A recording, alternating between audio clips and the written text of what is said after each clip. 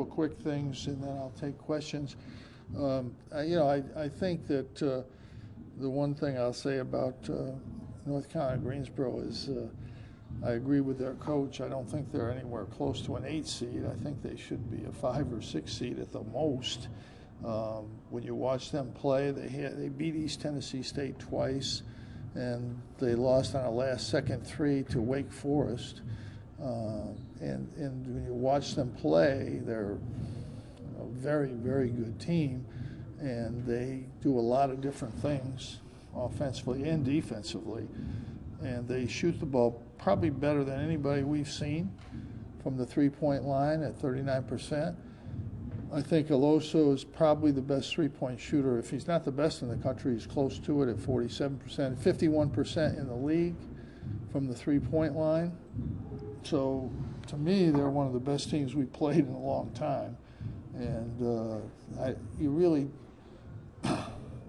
don't have to look at what tournament you're in. If you were in the NCAA, you wouldn't play a better team than this, in my mind. And the NIT, if you look at the teams, there's a lot of teams you could say that about that are really, really good teams. And this is one of them.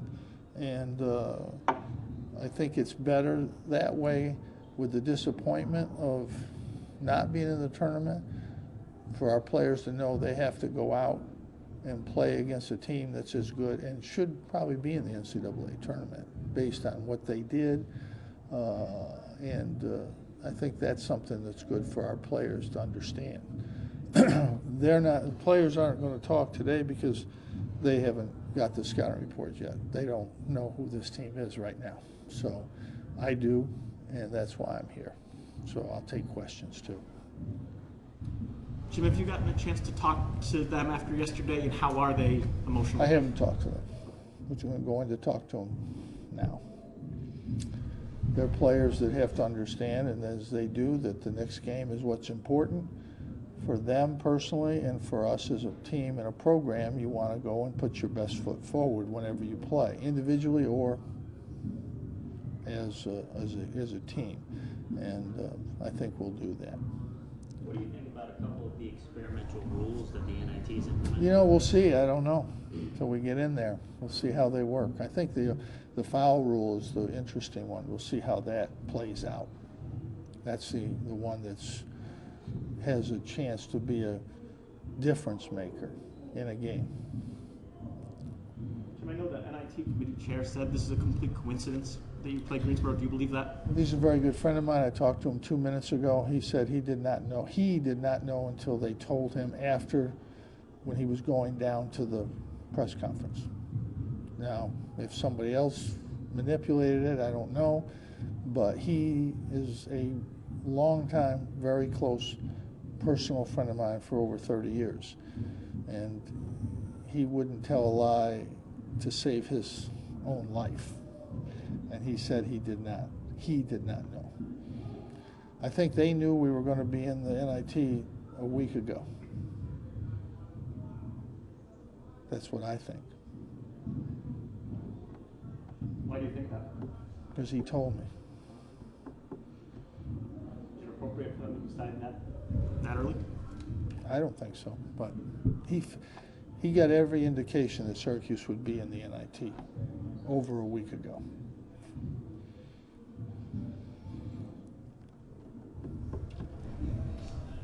And the way they said it, I believe that's absolutely true. The way the chairman came out and said, well, they were 2-11 and that's it, Again, the thing was decided this year on how many losses you had. Last year, the tournament was decided on that you beat people. Obviously, they said that. I talked to 6, 8 committee members. Many of them are still on the committee this year. Last year, when we were at the Final Four, and every one of them said, you're here because you beat people. And this year, we're not there because we lost games. I mean, that's obvious. It's not me it's not me thinking, it's the facts. That's why we're not there. They said that. And I think every team on the bubble, not every team, but a lot of teams on the bubble had a lot of bad losses. And they got in. Or the biggest thing that was different this year with the tournament that I hadn't said, and I think is a little surprising, there's always been, for the last 8 to 10 years, there's always been one criteria, that you had to have a good non-conference schedule if you were a bubble team. This year, that was not enforced. That rule was not enforced this year. And it also was not enforced in the seeding.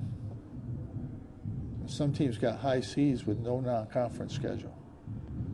So that was the one thing that was different that nobody has really talked about. But that's always been something that the committee has each member has big discretions of what he kind of likes or doesn't like, or he or she, but they've never really wavered from the fact that South Carolina was it 2 years ago, was it last year or 2 years ago, was 25 and something, and they didn't get in. They said you didn't play anybody. I'm racking my brain here. Southern Cal. I'm not saying that's not for me to say. I think you have to look and see, do some research, but that's.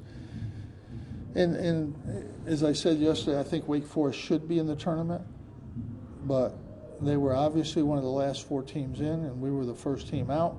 So obviously it was very close between Wake Forest and Syracuse. And we finished ahead of them in the league. We had 3 top 10 wins, and we beat them. And the committee has always said if it's really close, we're going to look at head-to-head. That's not what happened. And I think Wake Forest should be in the tournament.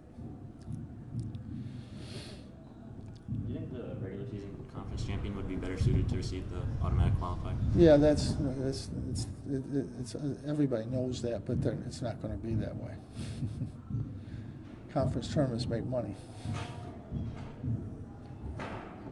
Coach, what kind of challenge is it for you and the other coaches to kind of recalibrate your guys, or get them to kind of refocus when it's understandably a letdown? Well, everybody there's going to be a letdown, but you have to realize that it's a game and it's a tough game, and if you have pride, you're going to want to go out and play well. And we could play well and lose to North Carolina Greensboro. I have no doubt about that. I mean, they're a good team. They could beat us, and I would not be shocked. They're a really, really good team, and they're playing well. And we're going to have to play well.